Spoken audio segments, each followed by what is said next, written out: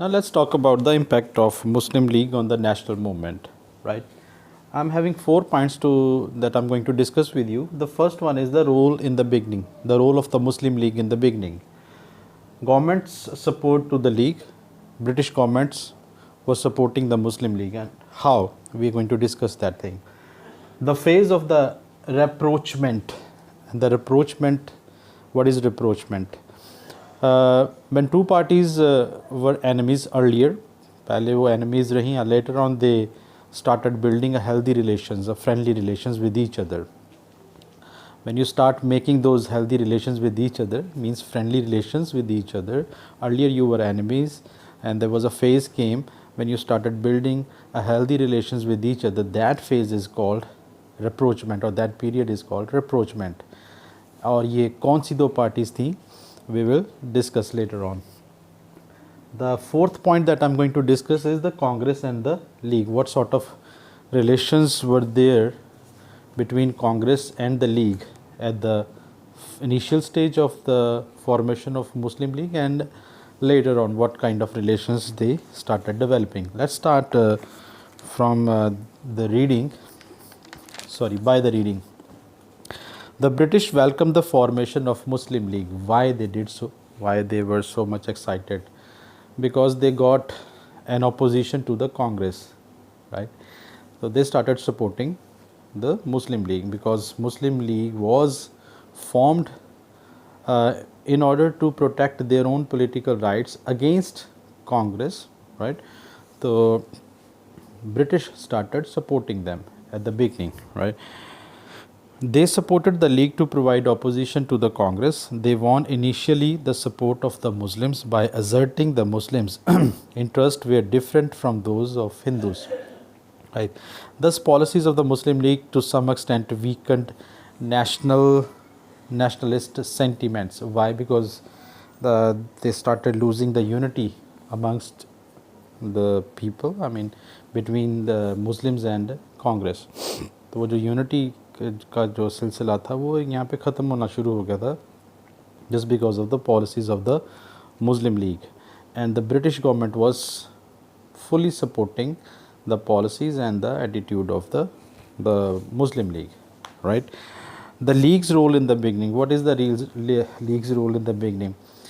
Unfortunately, these people did nothing for the masses, especially for the Muslim masses, because most of the leaders were coming from the upper class of the society. And remember this thing, this Muslim League came to existence with the purpose or with the objective to oppose Congress. और यहाँ पे हो क्या रहा था कि जितने भी मुस्लिम लीडर्स उस वक्त मुस्लिम लीग में रहे at the initial stage, they were coming from the upper state of the society, and they have nothing to do with the masses. What are the grievances of the masses? They were not trying to resolve those things. वो उनकी तरफ तवज्जो नहीं दे रहे थे, उनकी तरफ ध्यान नहीं जा रहा था.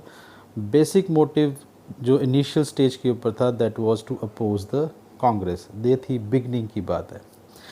अब आता है वो दौर जहाँ पे इन लोगों की जो दुश्मनी थी वो दोस्ती में तब्दील होनी शुरू हो गई. लेकिन उससे पहले एक इंसिडेंट होता है.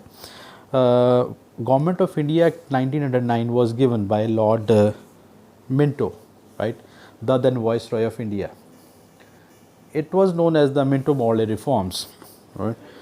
So in this reform, with the help of this reform, Minto helped the Muslims to get a separate electorate, right? The provision for separate electorate in the Minto-Morley reforms of 1909 was initially incorporated to please the Muslim League and to create a rift between Muslim League and the Congress. It was done with this purpose, because Congress later on opposed this idea to give separate electorate for the Muslim. ये Muslims जो हैं उनके लिए separate communal आधार के ऊपर they can go for election, or they can represent their candidate in the legislative council or executive council of the viceroy. Community के आधार पर तो एक separate electorate दे दिया गया उनको. Congress was against it, right? So there was a rift between Congress, which basically it widened the rift between Congress and the Muslim League. But what British did, they won the support of the Muslims for the British. अब British Muslims को ये लगने लगा था, remember the objectives of the Muslim League, they were looking forward to remove the misunderstanding between Muslims and the British that emerged soon after the revolt of 1857.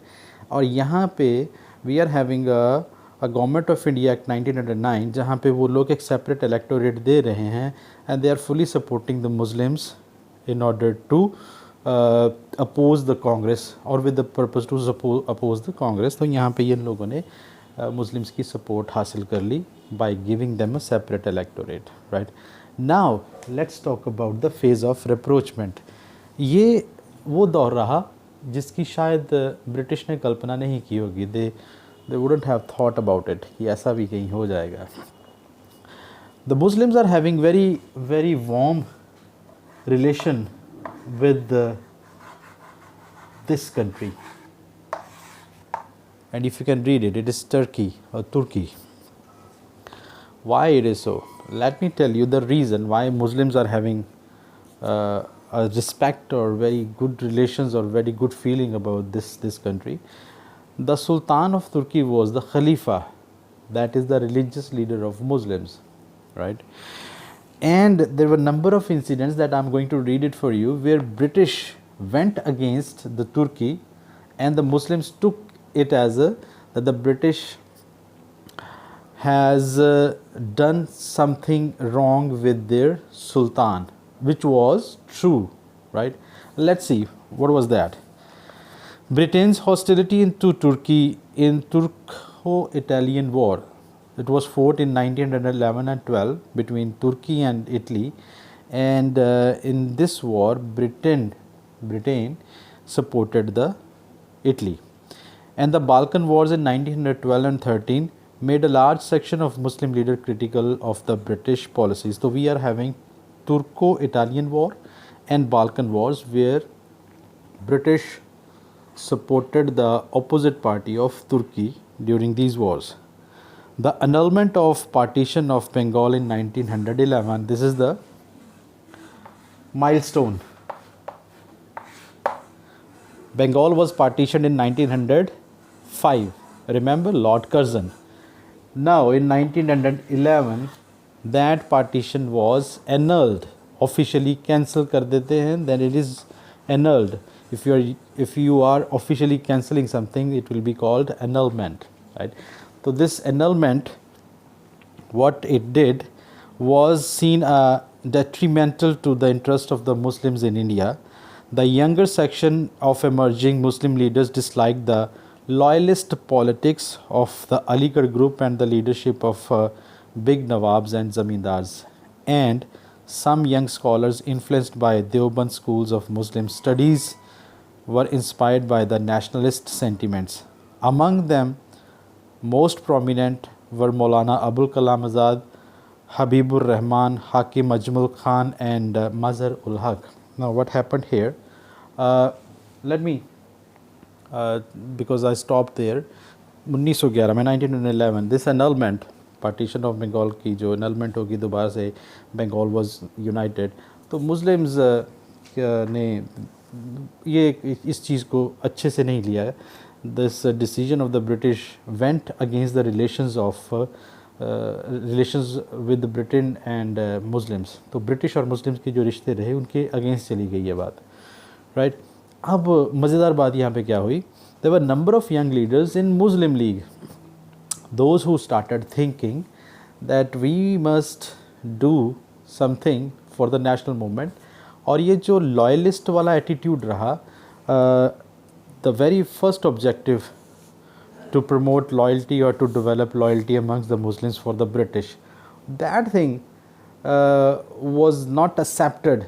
वो जो loyalist बनाने की जो एक आइडिया है वो मुस्लिम लीडर जो यंग लीडर्स थे they were not happy with that, तो they started working against it and people like Maulana Abul Kalam Azad, Habibur Rahman, Hakim Ajmal Khan and Mazhar ul Haq, they started working on it. Second, the fourth point is the Congress and the League. What sort of the relations with the Congress and the League, and we will discuss it in the next video.